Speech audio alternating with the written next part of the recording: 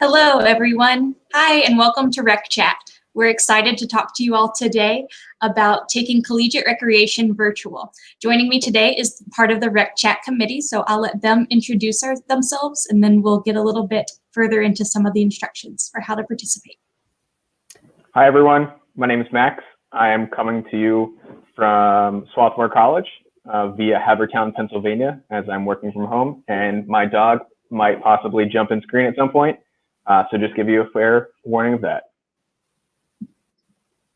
Hi, everyone. My name is Rochelle Williams. I'm the Aquatics and Youth Programs Coordinator at Western Washington University, coming to you from Bellingham, Washington. Hey, everybody. I'm Alicia Stagginga. I'm the Aquatics Coordinator at the University of Illinois at Chicago. And I am currently in my home in a south suburb of Chicago.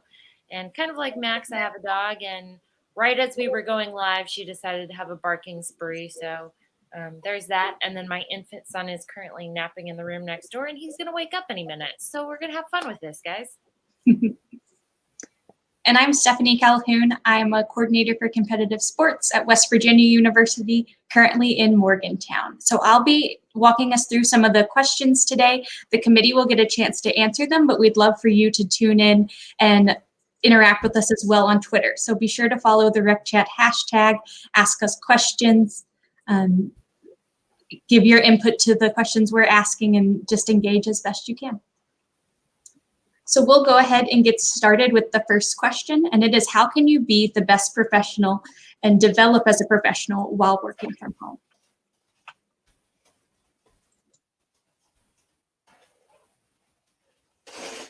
I can. Oh, you go on ahead, Max. Sorry. So one thing that Eager Beaver Max signed up for 3 weeks ago was the Science of Wellbeing course that Yale is putting on. I definitely thought I was going to have all of this time to work on things and definitely like sort of become aware and learn all these new skills. And so I signed up. I did week 1 of this online course through Yale called the Science of Wellbeing. It's on Coursera. And I definitely will continue with it as free time does come about. But that's a way that I'm helping to develop myself and become a good professional. And enhance my well-being, and in turn, hopefully enhance the well-being of my campus.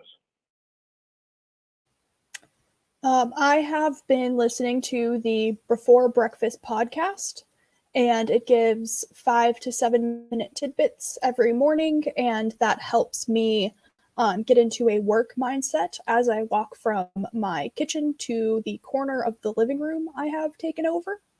And I have also tried to read as much as I can through NERSA and just try to figure out how this whole work from home situation. So I have been kind of trying to lead by example with my student employees, and they have been given some assignments to do some training through the LinkedIn Learning platform. And so not only am I trying to use those to learn myself, but also I'm going through some of those things to kind of screen the classes to give them as assignments to my staff. One of the big things that I kind of was forced to learn was how to navigate the kind of instructor side of Blackboard, because we didn't have access to a kind of an assignment platform of any sort, a learning management system. And so we, in giving assignments to our students, needed to use something. They all have Blackboard, and we took and ran with it. So that was one of the biggest things I've done over the past few weeks. Great, thank you all. Those are definitely some good ideas and things that I'm sure a lot of us will look into, but do you have any other resources or tools that you've been using to help you during this time at home?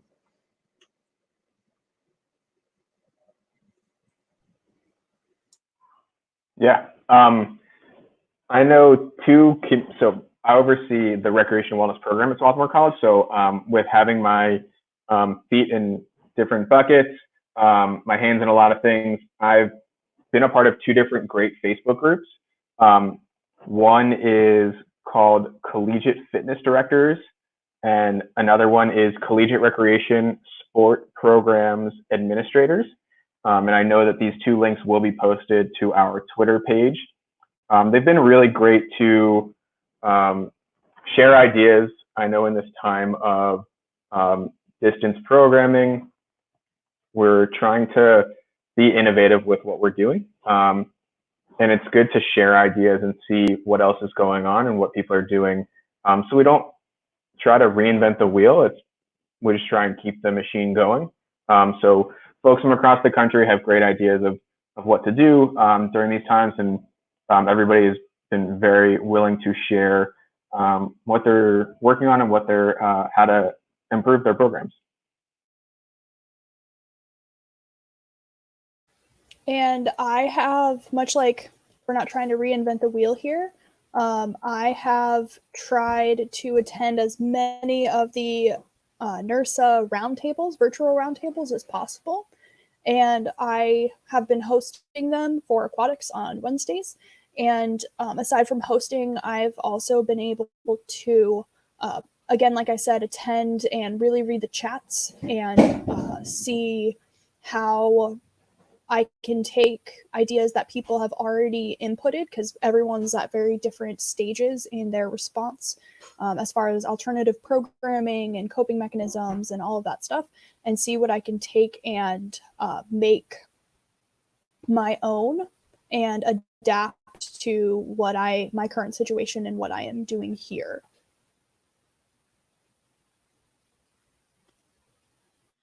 Some of the biggest resources, kind of building off of what Rochelle said, that I've used are the NERSA roundtables, the NERSA discussions. There's chats that are going along with them, so you can go back and watch them and read through the chats later on. And then outside of that, just even relying on your coworkers and colleagues for different things. I know that I have a few student office assistants who are being a huge help to me in that they're kind of reaching out to their friends and roommates and things like that to see what's out there and what's going on, and kind of getting a feel for those things, as well as reaching out to my coworkers and saying, hey, I hear that our personal trainers are starting to do this virtual personal training. What does that look like? And can I start to use that for doing virtual swim lessons once the weather gets nicer and people are starting to open their outdoor backyard pools and things like that? So trying to, as these guys have already said, don't reinvent the wheel. Thanks. And Mary, if you'd like to introduce yourself, you can do that. And if you have anything to contribute as far as resources you've been using, that'd be great to share. I think I'm muted. All right, can you hear me now? Awesome. Well, my name is Mary Shelley, and I used to be in collegiate recreation, and I'm trying to get back into it, so just kind of FYI. But I work for the City of LaPorte Parks and Recreation and youth leagues. I deal with summer camps and like youth volleyball, flag football, and things of that sort. And that's kind of my introduction right there. And I apologize. I'm in a car right now. I had something come up, but I'm here. I'm happy to be with you guys and ready to get on this rec chat. Awesome. Thanks, Mary. How have you all been able to connect with your student staff during this unusual time?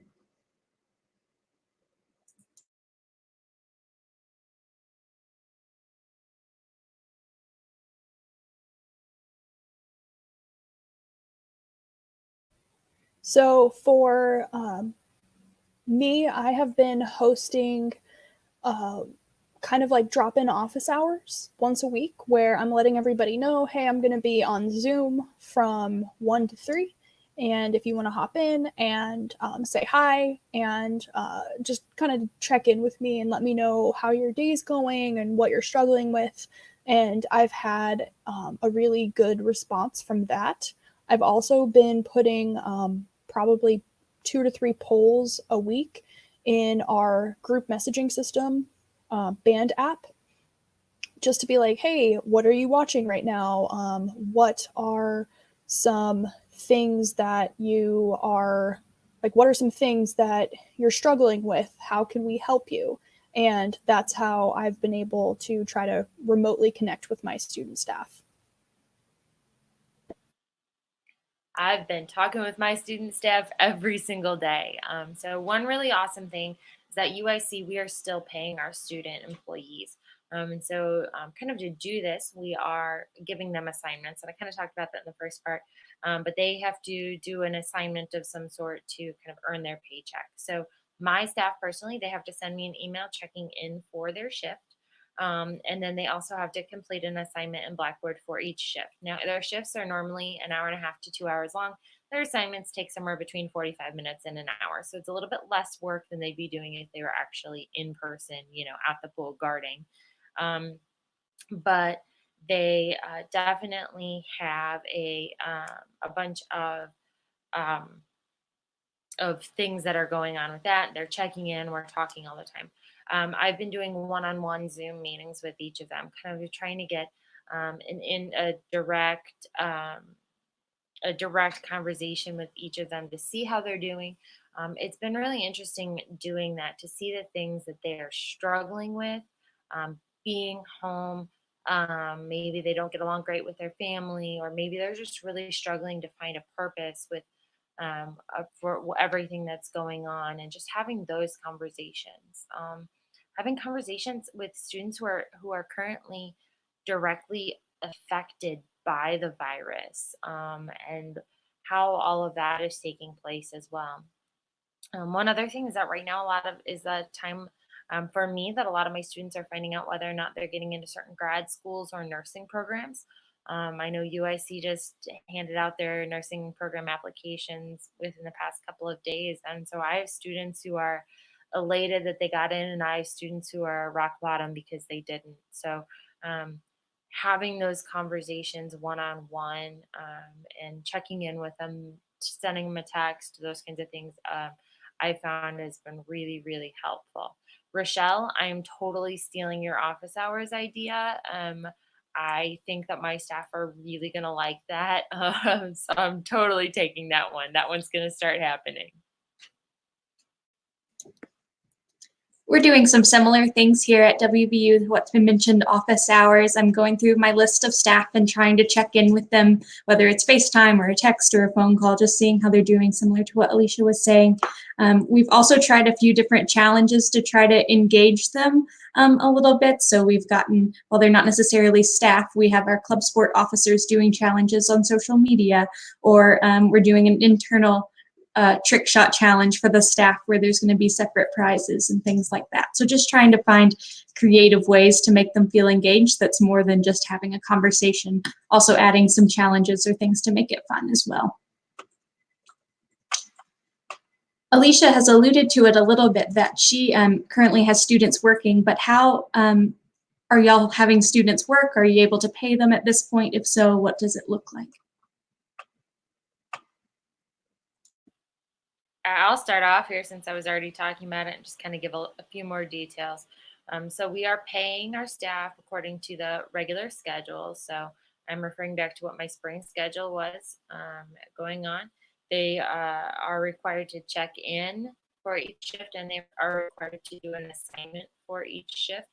And so long as they complete those items, then they are then they do get paid. I manually have to enter their times into our payroll system, and go from there.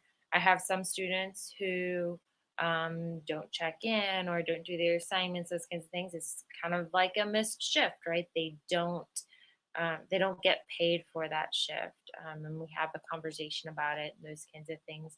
I really want them to dig in and put that, what the university is expecting and what I'm expecting is that they are showing a commitment to their position and to the university. The university is standing behind them as long as they're showing that commitment. So that's kind of where we're at.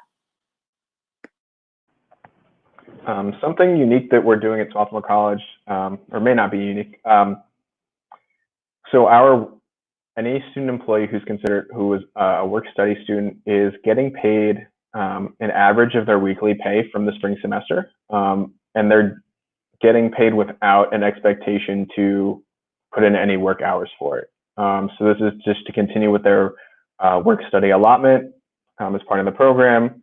And it's definitely something that the students are very happy about because they're able to help with their tuition,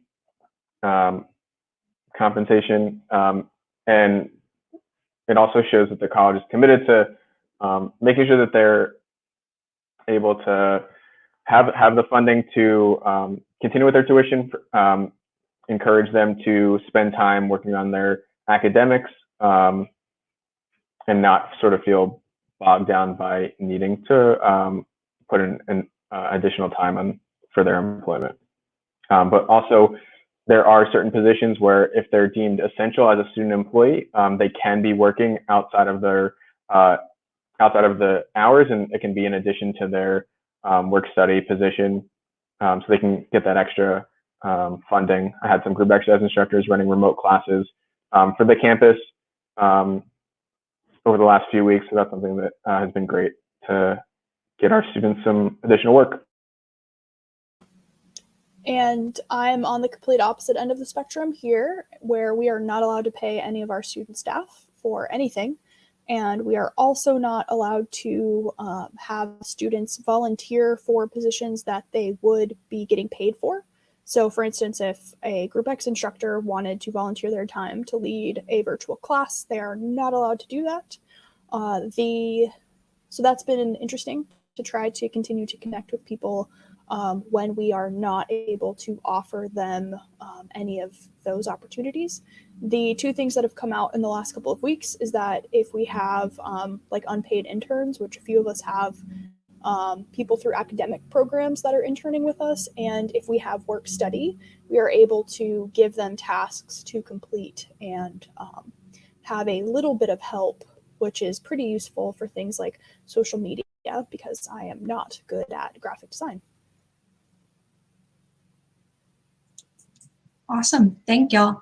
And it looks like we got a question that came through Twitter asking about how we're doing virtual programming and what ideas we have for things like summer camps, instructional classes, personal training, things like that. I can talk a little bit about some virtual programming and summer camps, just because that's what I'm currently working on right now. The nurse roundtables, so the summer camp roundtables that have gone on the last couple of weeks have been super helpful as far as being in a community of people where most folks have their summer camps canceled right now, and we're trying to figure out virtual programming. So whether that looks like having some sort of academic programming in the morning that people can drop in and out of, utilizing the group chat or the group room, breakout room feature of Zoom, and then also coming up with different things for virtual recreation.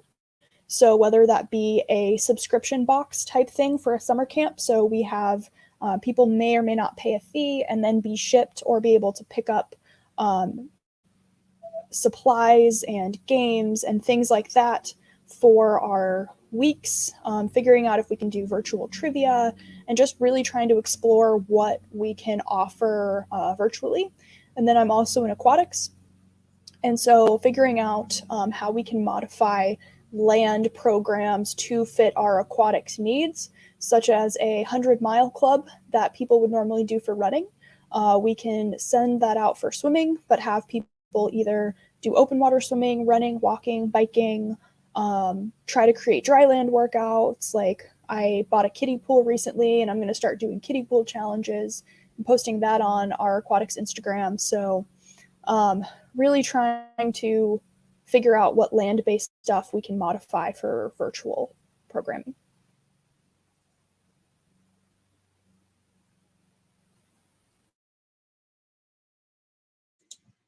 Awesome. Thanks, Rochelle. So how are you all putting in strategies to be the best work from home employee that you can be?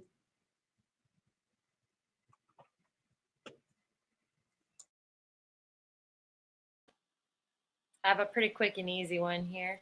My husband works from home all the time, and so he already had like a whole routine and everything set in place. So it was really easy for me to transition to that.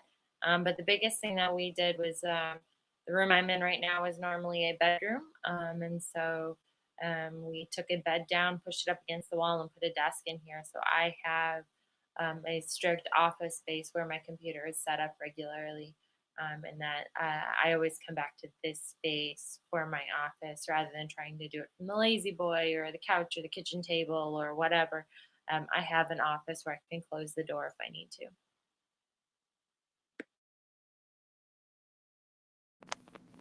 Yeah, and like I previously mentioned, I have taken over a small portion of our living room.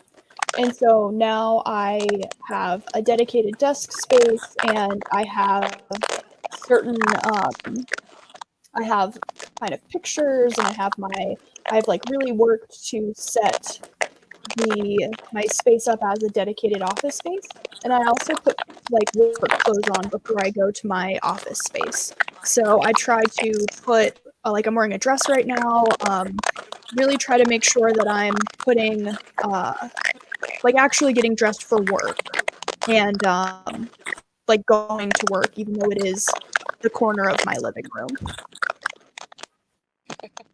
Something similar Yes. that I've been doing. Oh, Sorry, go ahead, Max. something similar to what I've been doing, like what Rochelle's been doing. Pushed our dining room table up against the window and sort of created a nook, within the dining room. And that's where I'm holding my office. And I make sure at the end of the workday, I clean up my office space to transition it to like from office to dining room. Put my laptop away, put all my notebooks away. As Rochelle would know, I'm putting away my different colored pens and highlighters because I am organized beyond belief with all that type of stuff, and something she's always definitely made note of. So continuing that office culture that I have and bringing that home, and then making sure to clean up my office at the end of the day. Definitely something that when I do return to campus, I will make sure to be a little bit more respectful of my office space and clean up my stuff to close out the day prior to leaving work.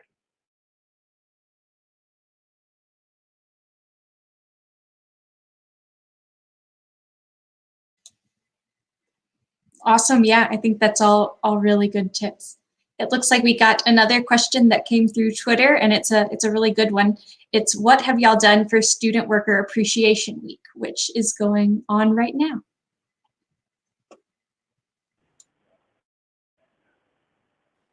I think we're going to be tweeting out a picture of this soon, but we have a student appreciation committee, and they had us each take a photo of ourselves with some sort of a sign that says thank you. And they kind of put it together as a collage, and we emailed it out to all our student staff saying thank you guys for all you do. And it was really cool. Like within minutes of that email going out to our students, I had a few of my staff reach out to me and be like, "The rec is the best place to work. Thank you guys so much for everything you do in appreciation for us."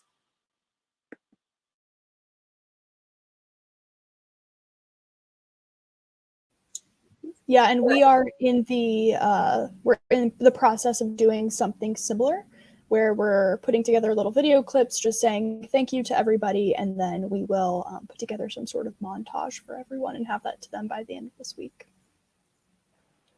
Not specifically related to Student Worker Appreciation Week, but I work directly under the Department of Athletics, and in order to honor our senior student athletes, our athletic communications office has been putting together highlight videos from the seniors to honor them and showcase their accomplishments for the college in the athletic realm, and then publishing that on Facebook, Instagram, and Twitter throughout all the social media channels.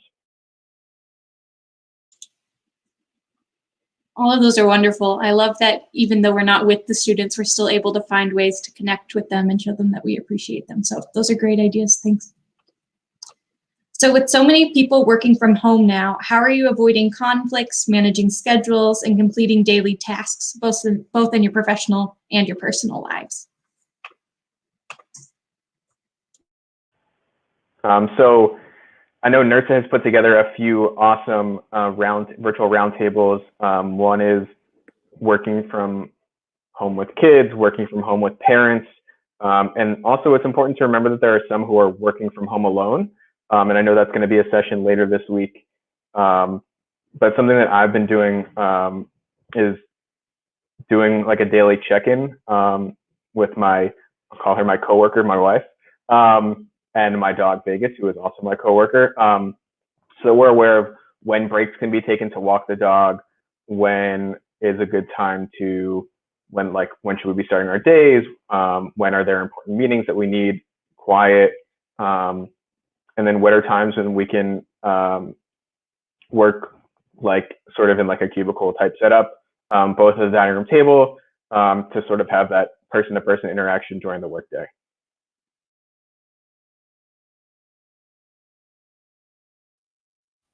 Yeah, and I have also had to, like, my husband is still going to work, and he has he has Tuesdays off, and then he has Wednesdays most of the day off. And so I've had to be respectful of his time off because he works weekends. And so just trying to be aware of when he is on his day off and is able to relax, I need to move myself into a different room if I'm having really, really long-winded calls. And it's also been really important for me to communicate a lot with my coworkers. If we have projects that we're working on together, or if we're trying to communicate effectively, and I feel like I'm not being heard, or if one of them feels like they're not being heard, it seems to be a lot easier to cut people off virtually than it is face to face. And I hate being interrupted. And that's something that my coworkers know. And so we are trying to be very mindful of letting people finish before they talk, or this has forced us, like my pro staff that we work with, we're all very open with our feelings and we talk a lot about everything. And so this has been just another opportunity to continue to talk and make sure we're being respectful of everybody while we're in these shared spaces.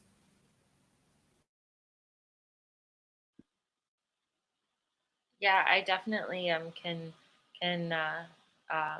feel you guys on that. One thing in particular, I'm literally texting my husband. He poked his head in here a couple minutes ago, and he was like, "Are you on a call?" And I was like, "Yep, I'm." And mine keeps locking up, so I apologize if you lose me here and there. But then he texts me. He's like, "Way to not tell me what was up with our son's schedule." And so it was literally, as this is going on, we're trying to figure out. No, he needs to get woken up for from his nap now and fed and things like that. So definitely, it's a balancing act. It's figuring out what that looks like. And um, Max, I loved your idea of having that like cubicle setting. My husband and I did that one day a couple weeks ago when it was really nice outside. We sat outside, both of us on the front porch. But yeah, and we joke around. You were talking about your dog. We joke around about how our dog is the office manager slash security guard. And so, if there's somebody who pulls in the driveway or when the mailman comes by, the house alarm goes off and the dog starts barking.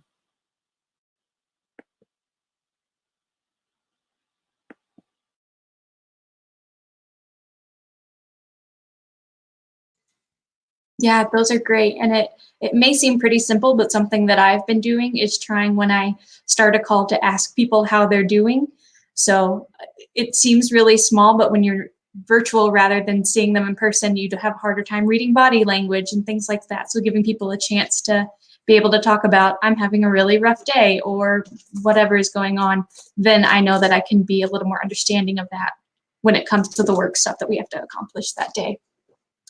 And I think that also just comes down to being transparent and communicating with coworkers. So not being afraid to say, I'm having a bad day, or this isn't the best time for me, or I'm running a little bit late. Can you give me some grace? So both just extending that grace to others and being comfortable enough with yourself to be able to ask for it when you need it.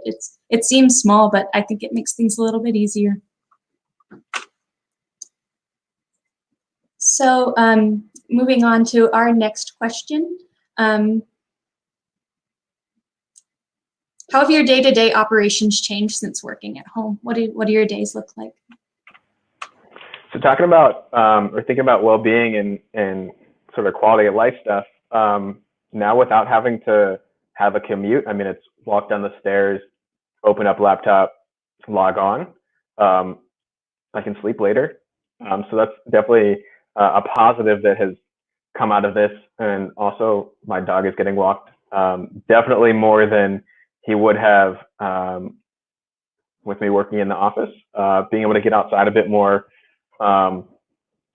definitely two distinct things that have changed. But also thinking about not having that commute. So I also now don't have that time to sort of cool down from work on my way home. So I do really like what Rochelle does in the morning and listens to that. I think it was called Before Breakfast podcast.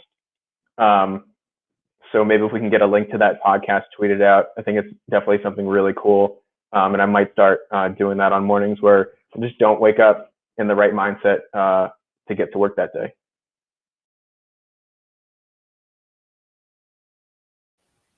Yeah, and for me, I like to be in control of the amount of social interaction that I have with people. And so like my office has always been off of a pool deck, and I have always smelled chlorine, and I've always been able to sit on the deck and just like watch the water lap against the gutter if I'm feeling stressed. And that's all gone now. And so I've had a bit of like an identity crisis in the last 3 weeks. And it's been really interesting to try to continue to find my meaning again and to just think about pivoting. And really, my day to day operations, I usually would go on a wellness walk in the morning with all of my coworkers, and I would work out at lunch with my coworkers, and then we'd go on a walk at 2 with my coworkers. And it has been really challenging for me to kind of get into a day-to-day operation that I'm really happy with, because I am not happy sitting in my corner by myself. And so it's sunny here now, which has been wonderful. So my day-to-day operations, I try to get as much as I can get done in the morning on my computer, and then I set myself up on our back porch with my computer, and then I'm outside for like 3 to 4 hours every afternoon. And it's it's been a really difficult transition, but it's been really challenging in like the best possible sense. So it's been good to try to find a routine and then be able to add stuff into it that makes me happy.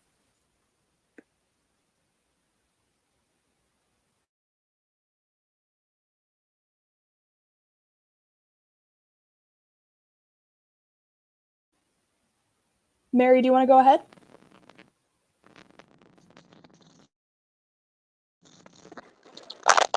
Well, it's actually for the next question. It's about new tasks that we've been given while we're at home and things of that nature. Is it okay to speak up now if we've formally addressed that we're moving to that question? Yeah, so we wanted to talk about that's okay. Yeah, so talking about what kind of stuff you're working on at home. Is it tasks that you're giving yourself? Are you working on different projects? What kind of stuff is taking up most of your time right now? All right. Well, the majority of what I've been doing, which is kind of cool, is a lot of social media work. Like on Facebook, I've been tasked with coming up with games and little crafts and stuff that kind of gear towards the children's side of it. But then also I was tasked with coming up with workouts and things like that. So we haven't done any live workouts yet, but it's posting YouTube videos that are workout friendly for kids, adults, things like that, and then coming up with little games. And we use Canva, so I'll put them on Canva. And then last week, I didn't have to do this, but somehow we have an Easter Bunny costume that was at our facility. And so one of my coworkers dressed up in the Easter Bunny costume and did a TikTok video. And like that's all the rage right now. Like everybody loved it. It was a cool like 15-second dance, and there was a lot of engagement with that. So that might be something you can try. TikTok is what the kids are doing these days, I guess. So it was pretty awesome as far as that goes. And so I'm actually doing something odd. I'm showcasing dogs in this next video. What we're trying to do is get some more like live interaction as opposed to just posting like here's a post that says, oh, go work out, here's a workout to do, but trying to get more like if they see us actually in motion live doing something maybe that will cause more engagement for our members. So that was an idea that, or what I've really been working on these past 2 to 3 weeks, is a lot of Facebook and Instagram work.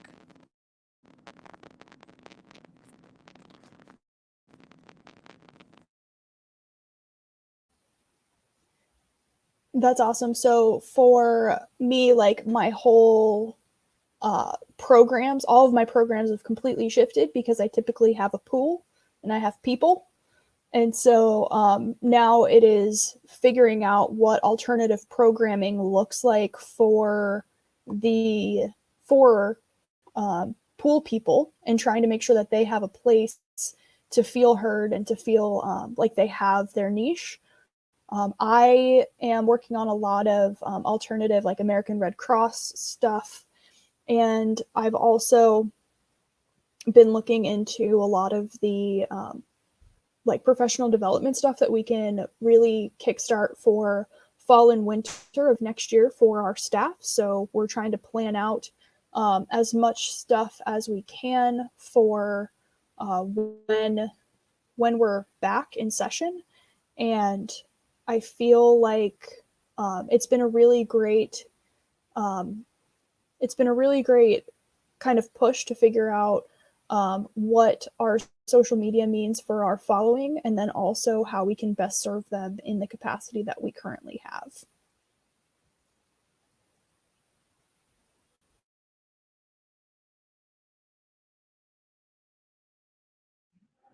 Real quick, I did want to give a shout out to somebody.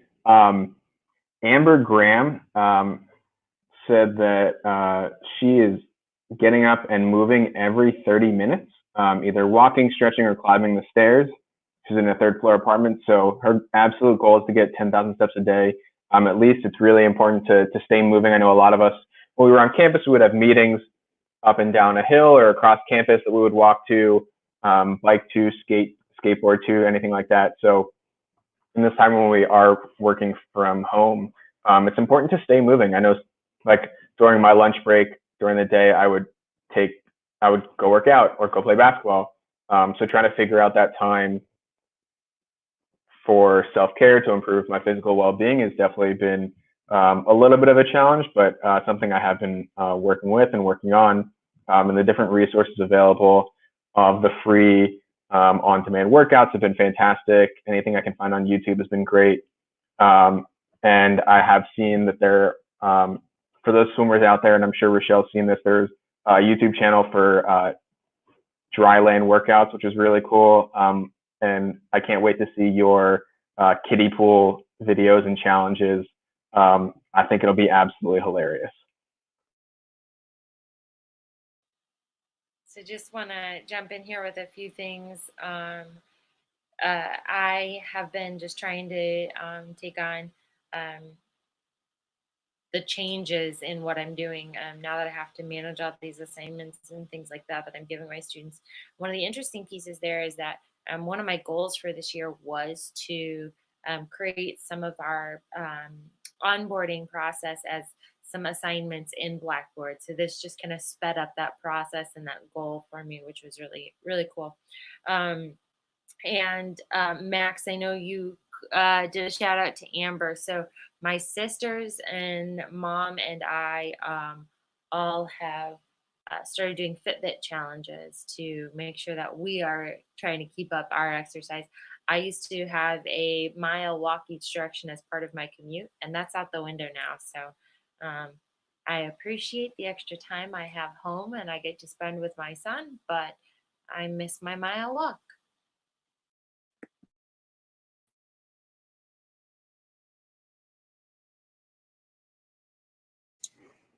Stephanie, what are you doing on campus?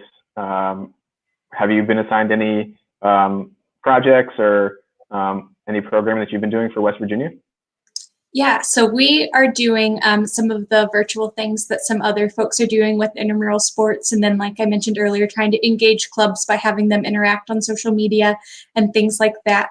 But we're also taking this as a really good time to start doing some assessment and evaluating the year, creating some larger projects with those as far as surveys and looking at data, things like that, while we're paused and the data isn't being messed with because a lot isn't happening, but just really diving deep into that, which is something I'm looking forward to, seeing how we can then make changes for the next year, looking at how does this information that we have affect what we want to plan while we have all this time to do it and to plan. So that's something that I've been enjoying.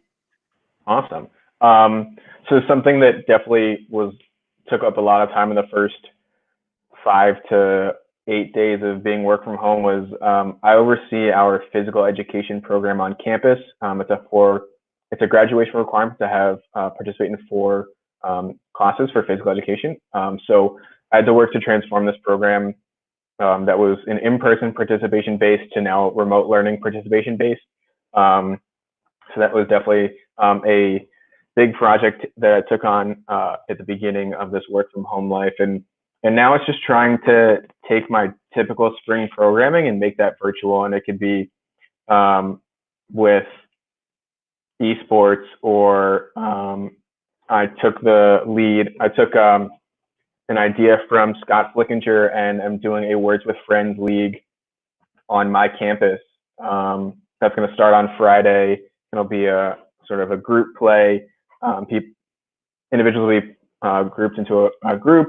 From there, they'll have to play everybody in that group, and then it'll go into a single elimination bracket to finish it out and crown a campus champion for Words with Friends. So that's something where it's a free app on a smartphone where anybody can participate as long as you do have a smartphone.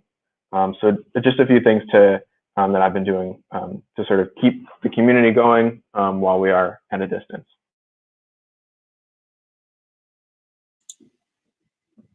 Yeah, all that's wonderful. So thanks. And like we've mentioned several times, more information or ideas can come from some of the roundtables that NERSA has going on. So if you like any of the ideas, you can probably find more information about them on there, either the recorded or the ones that are coming up. But this wraps up the questions that we had planned today. But one of the great things about Rec Chat is just because the video is ending doesn't mean the conversation has to. We'd encourage you to continue to keep tweeting and conversating with everyone else on social media about some of this stuff, and reach out to people if you need to. There are lots of great ways to be involved. One of them is the quarantine quiz show that happens every Wednesday. So if you're looking for something to do tonight, today's Wednesday, yep, so that would be a great way to spend your time. It happens at 8 p.m. Eastern time. So be sure to check it out if you haven't already. Coming up soon with Rec Chat, we'll also be talking about how to kickstart your program and getting back on campus and what that looks like. So if that's something that's interesting to you, to be sure to pay attention to what we have coming up. And we'd also encourage you to look at some of the Rec Talks that we've been promoting. It's a new way to get Rec Chat in a shorter burst, but we want to hear from you as well. So if you have a great idea or topic that you'd like to share with the NERSA community, be sure to put in a request to be featured on a Rec Talk. But thank y'all for tuning in. We really appreciate it. If you have anything that you could use our help with, be sure to reach out.